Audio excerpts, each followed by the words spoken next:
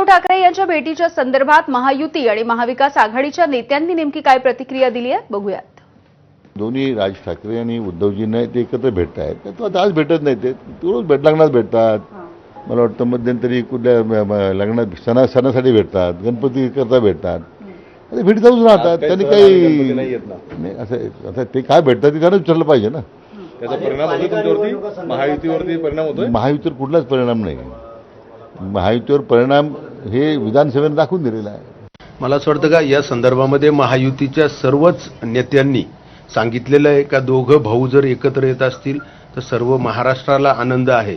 परंतु या संदर्भामध्ये कोण शेवटी जनतेला विकास कामं आणि त्यांच्या ज्या समस्या असतात त्या सोडवणारं नेतृत्व हवं असतं आणि म्हणून येणाऱ्या निवडणुकीमध्ये लोक त्या संदर्भामध्ये निश्चित मला असं वाटतं का विचारपूर्वक मतदान करून निवडून देतील ज्याला। मला असं वाटतं की आमच्या ज्या काही बैठका आहेत त्या आता अधिकृतरित्या सुरू झाल्यासारखं आहे आणि जे काही महाराष्ट्रात चालू आहे त्याला एक उत्तर देणं खूप गरजेचं होतं। सो दोघं भाऊ एकत्र आल्यावर महाराष्ट्रात याच्या पुढचं राजकारण कशा प्रकारे होईल हे विरोधकांना कळलेलंच आहे।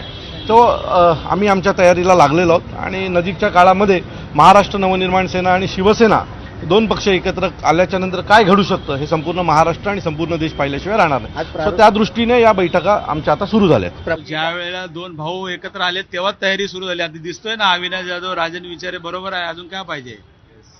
तिथेच तयारी सुरू केव्हापासून सुरू झालेली आहे आणि या तयारीचा धसका मला वाटतं समोरच्यांनी घेतलेला आहे। म्हणून ही सर्व जी काय आज चालू आहे प्रभाग रचना असेल किंवा बाकीच्या गोष्टी असतील